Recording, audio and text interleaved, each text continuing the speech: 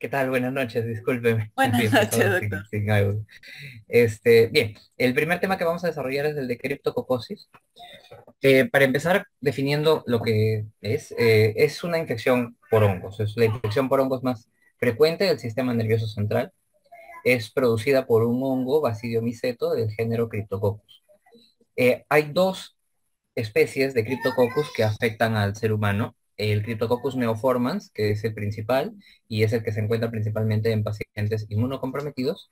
Y el menos frecuente es el Cryptococcus gattii, que es que está más relacionado a inmunocompetente. La puerta de entrada más frecuente es la respiratoria, pero también puede ser piel y mucosas. Y está relacionado al contacto con pichones de palomas, pero sobre todo los excrementos de ciertas aves, predominantemente las palomas, ¿no? Por eso hay que tener cuidado con las palomas.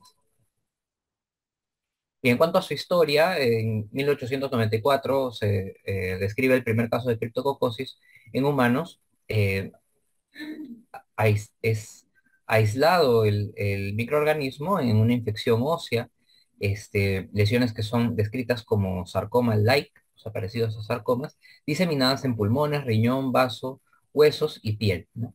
Entonces, la primera vez que se descubren los primeros casos, no se encuentran a nivel cerebral.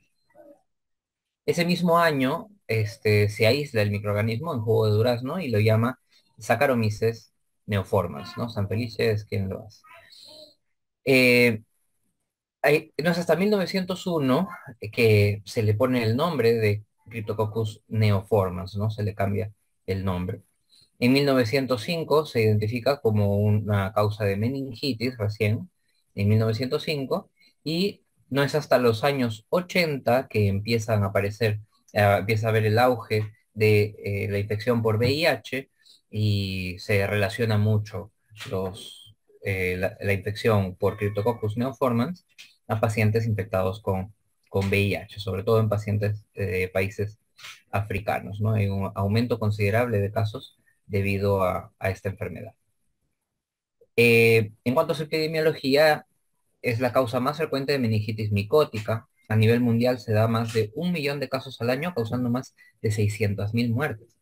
Por lo general se adquiere por vía aérea, como ya lo había mencionado, donde produce una infección primaria que muchas veces es asintomática. Eh, Así que pacientes con VIH podrían estar con la infección sin saberlo. Y bueno, y después de los pulmones es que se da la diseminación sistémica. El lugar predilecto a donde se va a diseminar es al sistema nervioso central. También existe la infección cutánea, pero es rara y se puede dar por inoculación transcutánea. Actúa como un oportunista en pacientes inmunocomprometidos, a predominio los que tienen VIH en estadio SIDA, aquellos que tienen CD4 menor a 100. Eh, el 80% de pacientes con criptococos son VIH positivos. Y, también aquellos que tienen tratamientos con esteroides o que reciben inmunosupresores, pero muy predominantemente aquellos que tienen VIH, sobre todo en estadio SIDA. Antes de la introducción del Targa, se daban 66 casos por 1.000 personas, por cada 1.000 personas con SIDA. 7% de pacientes del 7% de pacientes con SIDA se considera que tenían la enfermedad. Ha disminuido gracias al Targa y a la profilaxis con fluconazol, de la que vamos a hablar más adelante. Para hablar de las características de este hongo, es una levadura encapsulada de forma esférica, como la ven en esta foto, o también ovalada. Su diámetro es de 2 a 20 micras y se replica por gemación. Por lo general se forma como yemas solitarias, así como lo vemos en esta foto, pero pueden producir cadenas, ¿no? Como así como lo estamos viendo acá, juntas, una levadura con otra. Eh, Existen yemas múltiples y cadenas de células en gemación. El material clínico suele carecer de tubos germinales, hifas y pseudohifas, ¿no? Cuando vemos el líquido cefalorraquídeo en las láminas, sobre todo las láminas que son teñidas con tinta china, las vamos a ver de esta manera, ¿no? Aisladas o este, simples o en cadenas duales, pero de yemas, no de hifas, ni de tubos germinales, ni pseudohifas.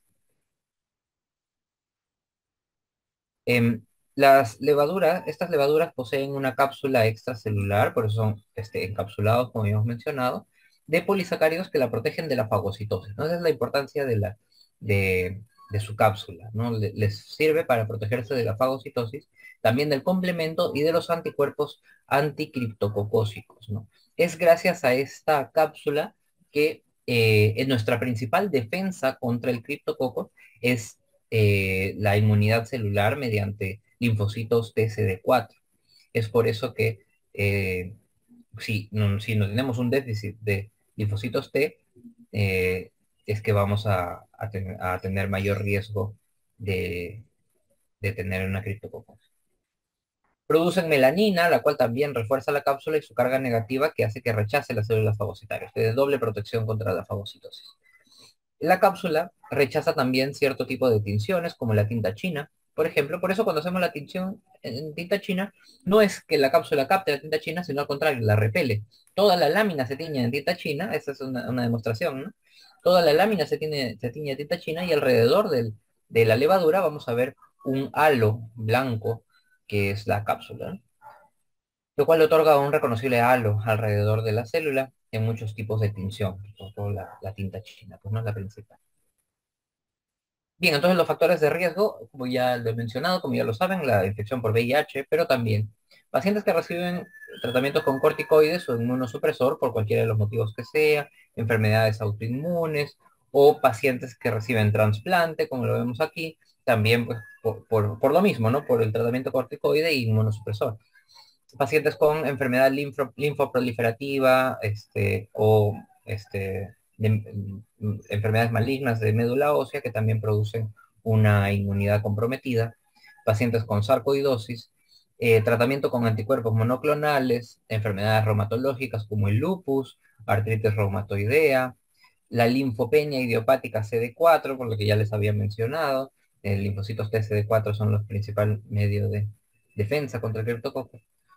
Enfermedad hepática crónica, descompensada, eh, pacientes con insuficiencia renal, sobre todo aquellos que están en diálisis, eh, el síndrome hiper-IgM y síndrome hiper-IgE, y también la diabetes, ¿no? Pacientes con diabetes también son más susceptibles.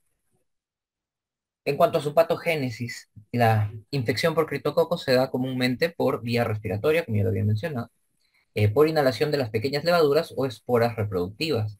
En el anfitrión se desarrollan las cápsulas de polisacáridos, estimulada por la concentración de CO2 y baja concentración de hierro en los pulmones.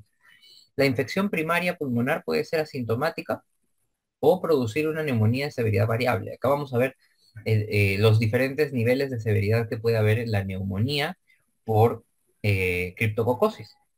Eh, es la vía principal por la que se infecta, pero que muchas veces es asintomática. Entonces el paciente a veces no desarrolla síntomas hasta que llega al cerebro.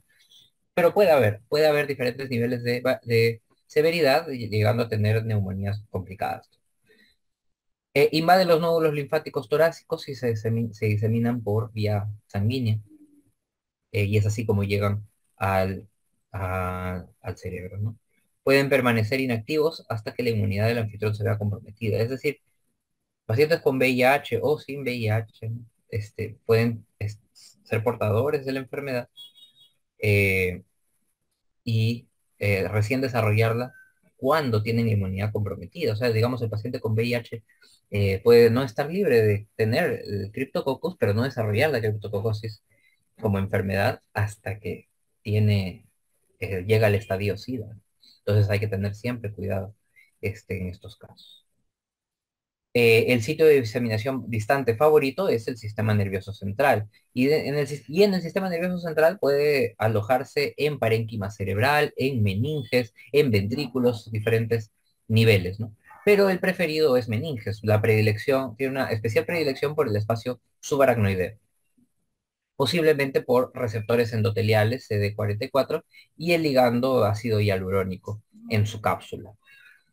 Además, los polisacáridos de la cápsula producen melanina por medio de la enzima lacasa, ya habíamos mencionado esta enzima. Entonces, ¿Qué pasa con esta melanina?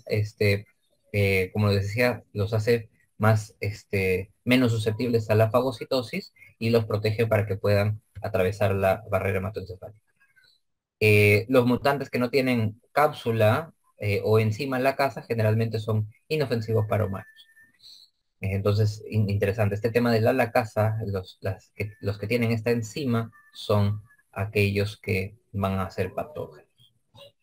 La cápsula también provee la capacidad de sobrevivir en un ambiente de 37 grados centígrados y posee genes involucrados en la producción de ureasa, importante para atravesar la barrera hematoencefálica, ¿no? También esta es otra enzima que es importante para la patogénesis del criptococo. La respuesta inmune, pues la resistencia al anfitrión depende principalmente de la inmunidad celular. Por eso les había dicho, ¿no? Las células T, CD4 son las principales, son las que primero responden. Entonces, si disminuyen nuestras células T, CD4, seremos más susceptibles a la enfermedad. Eh, Asociado a citoquinas como el factor de necrosis tumoral, interferón gamma e interleuquina 2. Algunos mecanismos de defensa del anfitrión, como el surfactante D, puede ser aprovechado por el criptococo para ganar entrada al pulmón. Miren, pueden aprovechar el surfactante B. Disculpe. Este, ahora, hablando de la presentación clínica, usualmente, como ya les decía, la infección primaria es la pulmonar. Entonces, puede ir desde asintomática hasta presentar lesiones nodulares, o sea, ya una neumonía, infiltrado intersticial, lesiones cavitarias, linfadenopatías ciliares, efusión pleural, etcétera, ¿no? Es a distintos niveles y distintas severidades. La diseminación secundaria principalmente es al sistema nervioso central, pero también a piel, a huesos, articulaciones, próstata, ojos, ¿no? La diseminación puede ser sistémica, extensa. Los pacientes inmunosuprimidos corren mayor riesgo de diseminación sistémica, obviamente, ¿no? Pero el que más nos compete es la cerebral. Y es por eso que vamos a hablar de la clínica específicamente de las formas clínicas de la criptococosis del sistema nervioso central. Y como les decía, la predilección por el sistema nervioso central puede ser también a diferentes niveles. Puede producir meningitis, encefalitis, ventriculitis, pueden producirse como una lesión sólida en el parénquima que se conoce como criptococoma, o también pueden producir abscesos. La clínica que suelen producir son de cefalea, fiebre, alteración del estado de conciencia, confusión, alteración de los nervios craneales. Esto es algo que es bastante frecuente en las meningitis de cualquier causa, ¿no?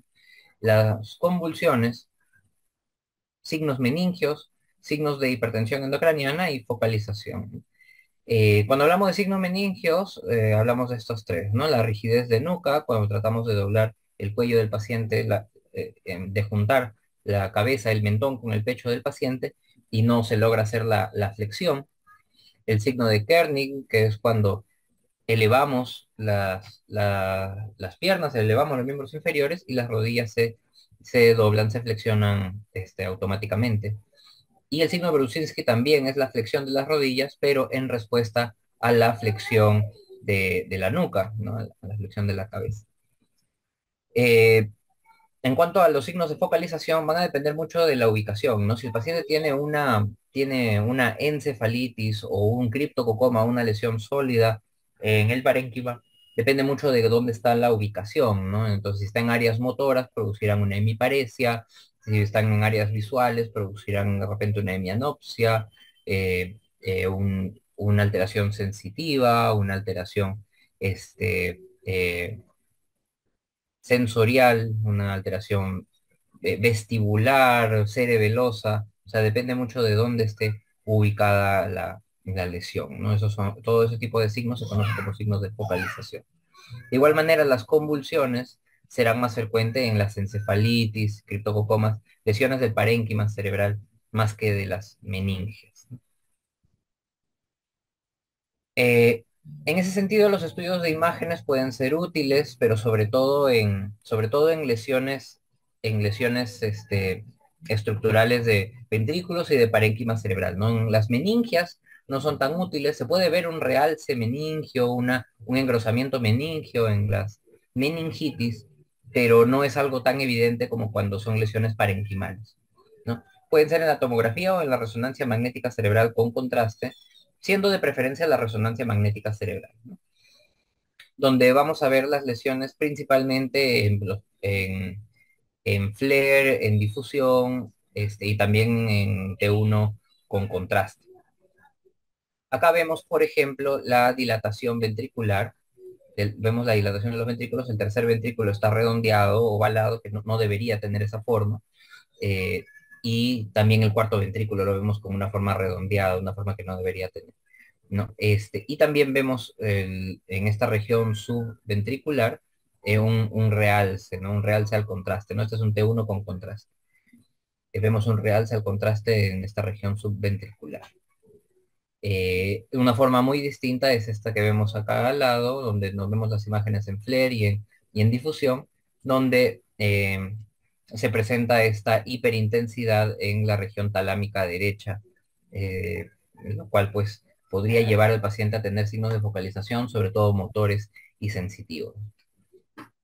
Bueno, los resultados pueden variar, como les decía, desde normal, sobre todo en las meningias, este, hidrocefalia, como hemos visto aquí, que puede ser comunicante o no comunicante. El criptococoma es lo que vemos acá, ¿no? En la segunda imagen, las lesiones sólidas en el parénquima, es lo que se conoce como criptococoma. También se pueden ver abscesos, engrosamiento de meninges, lesiones isquémicas, etcétera. No puede haber mucha, mucha variación. También el edema, por supuesto. El edema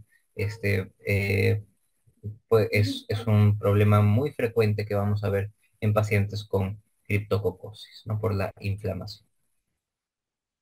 El estudio del líquido cefalorraquídeo, no solamente la tinta china, no hay muchas cosas que se pueden evaluar.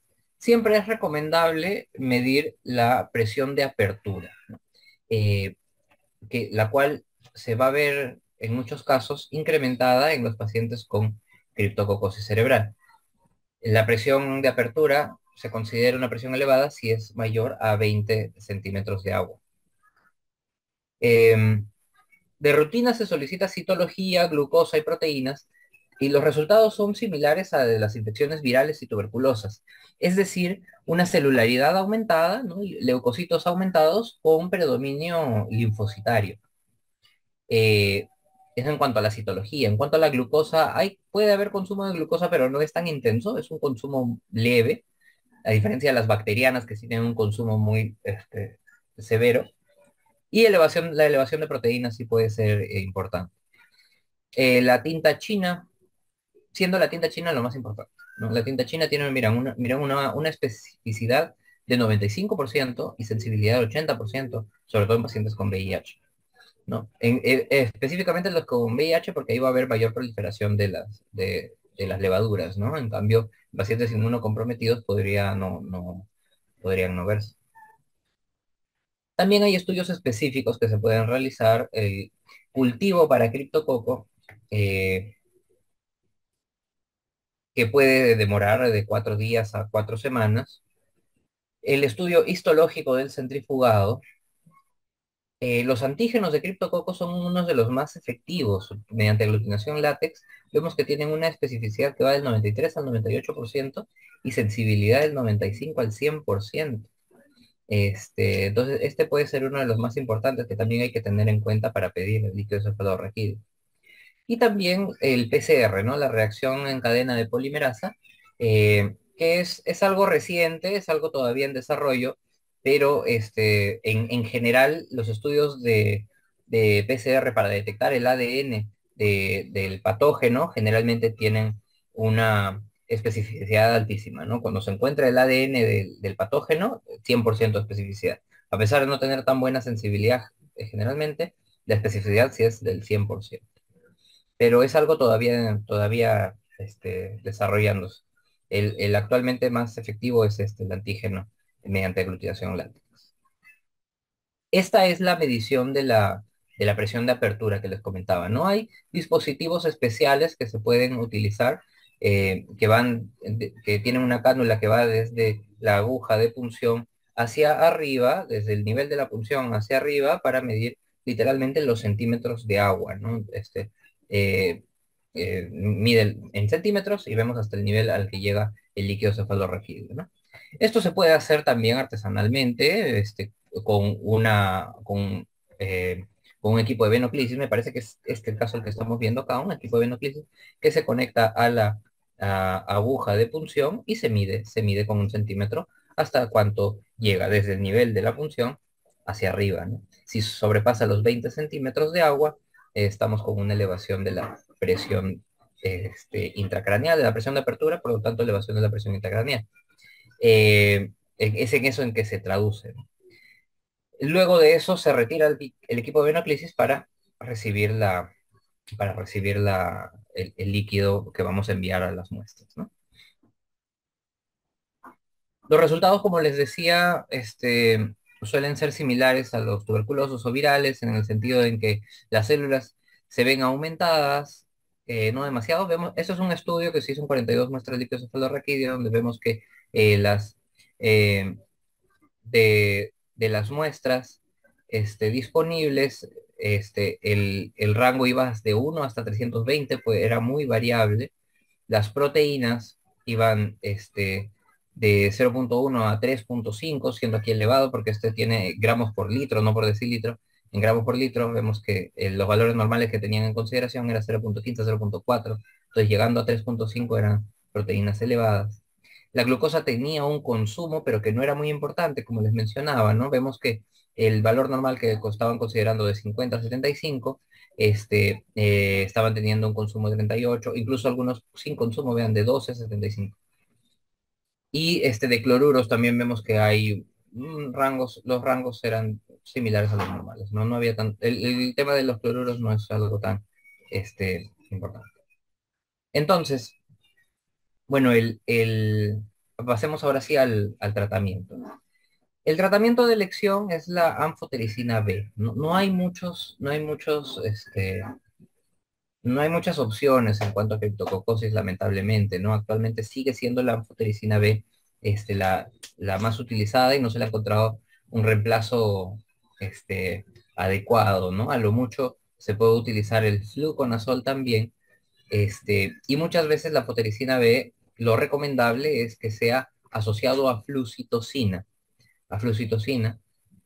seguido de un tratamiento con fluconazol y un mantenimiento a largo plazo por 6 meses, que pueden extenderse incluso hasta los 12 meses, con fluconazol también. Entonces, hay diferentes tipos de anfotericina B también que se pueden utilizar. Vamos a comentar cómo son, ¿no? La anfotericina B de oxicolato es la que es más utilizada, la que es más comúnmente encontrada en nuestros medios, eh, con, con la dosis de 0,7 a 1 miligramo por kilo por día, por vía intravenosa, asociado a flucitocina, 25 miligramos por kilo por día por vía oral, en 4 dosis por 2 semanas, seguido de fluconazol, 400 miligramos al día, vía oral o intravenosa por 10 semanas, y un mantenimiento de fluconazol, 200 miligramos al día por vía oral, ¿no?